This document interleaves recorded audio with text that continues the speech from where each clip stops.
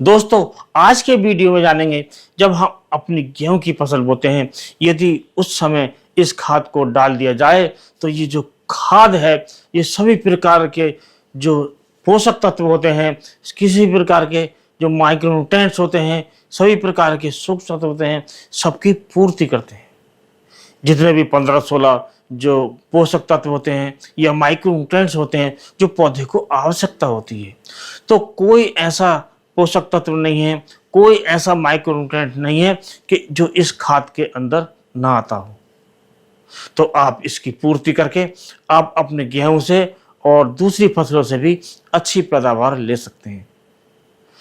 तो आप इसका जब प्रयोग करेंगे तो प्रयोग आप कर सकते हैं बुवाई के समय।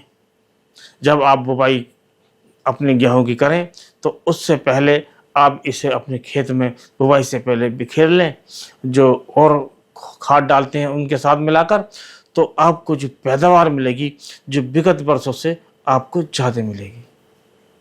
और ये जो तत्व है, ये जो खाद है, ये दो काम करता है।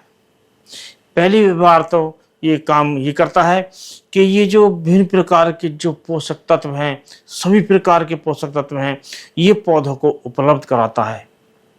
और ये हटकर एक कार्य और करता है कि ये भूमि का शोधन करता है, भूमि की उर्वरा शक्ति बढ़ाता है।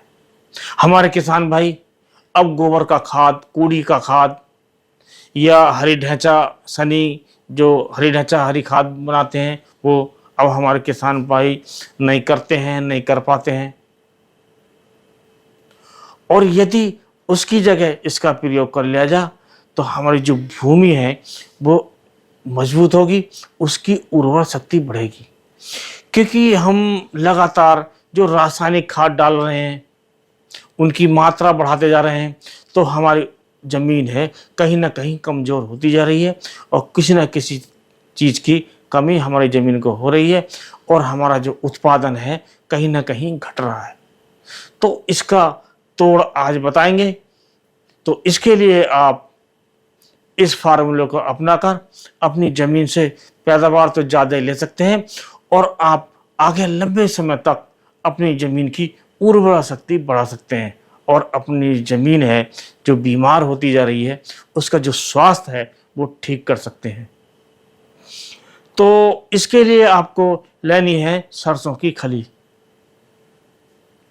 तो दोस्तों, ये जो सरसों की खली होती है, इसमें जो विभिन्न प्रकार के जो माइक्रोन्यूट्रिएंट्स होते हैं, विभिन्न प्रकार के पोषक तत्व होते हैं। अब मान लीजिए जो प्राथमिक पोषक तत्व होते हैं, नाइट्रोजन, फास्फोरस और पोटास, ये तो होते ही हैं। और जितने और पोषक तत्व होते हैं, सूक्ष्म तत्व होते हैं, जैसे मैग्नीशियम, सल्फर, कैल्शियम, बोरोन और भी विभिन्न प्रकार के जो पोषक तत्व होते हैं, माइक्रोन्यूट्रिएंट्स होते हैं। अजी ये कहिए कि कोई ऐसा माइक्रोन्यूट्रिएंट, कोई ऐसा पोषक तत्व नहीं है जो इस सरसों की खली के अंदर ना हो। सभी तत्वों की पूर्ति हो जाती है। अब ये आपको कितनी मात्रा में लेना है, किस प्रकार प्रयोग करना है, तो आप इसका जो प्रयोग करें तो आप कर सकते हैं।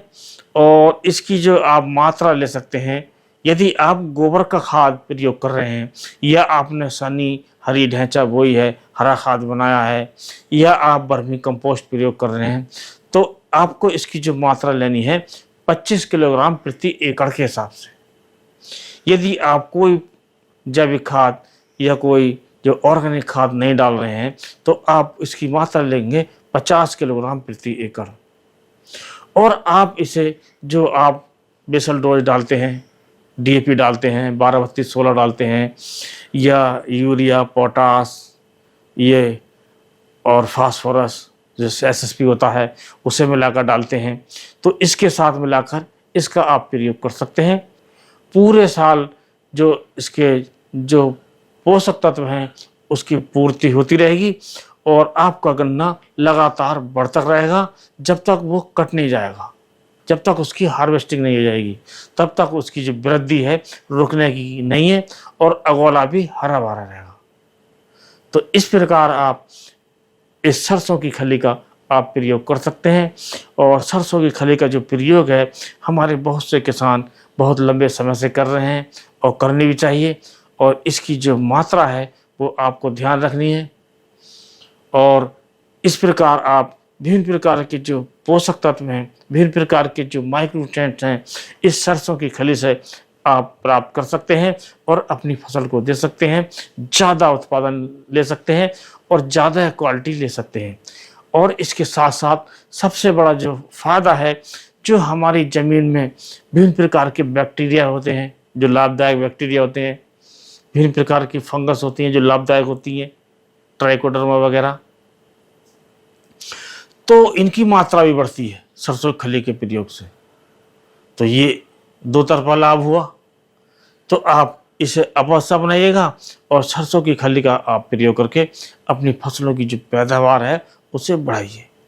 आज का वीडियो यदि आपको पसंद आया हो तो वीडियो को लाइक कीजिए, दोस्तों में शेयर कीजिए और इसी प्रकार के वीडियो देखते रहने के लिए चैनल को सब्सक्राइब कीजिए। तो आज के वीडियो में बस इतना ही।